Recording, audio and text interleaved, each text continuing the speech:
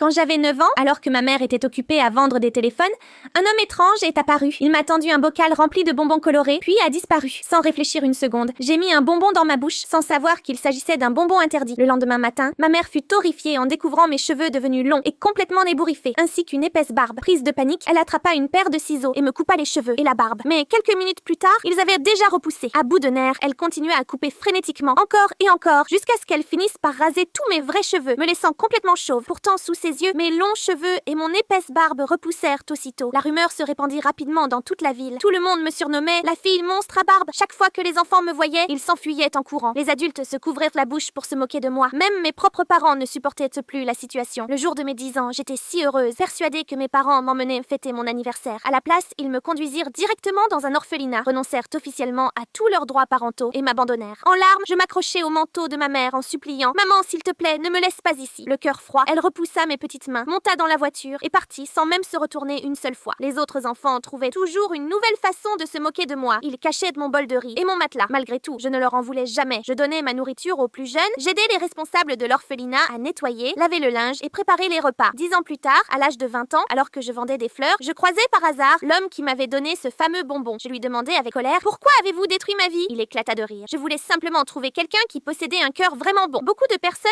avaient mangé ce bonbon avant toi, mais elles étaient rapidement devenues égoïstes et pleines de haine envers les autres. Quant à toi, même si le monde entier te détestait, tu as toujours gardé un cœur rempli de bonté. À peine eut-il terminé sa phrase que la barbe disparut de mon visage. Mes longs cheveux retrouvèrent également leur apparence normale. Il m'offrit une maison, une voiture de luxe et suffisamment d'argent pour que je puisse vivre comme une reine jusqu'à la fin de ma vie. Et vous, accepteriez-vous de vivre 10 années de laideur pour devenir riche?